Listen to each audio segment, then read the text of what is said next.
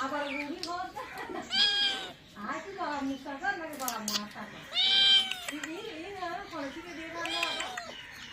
এখন হাতে দিয়ে দাও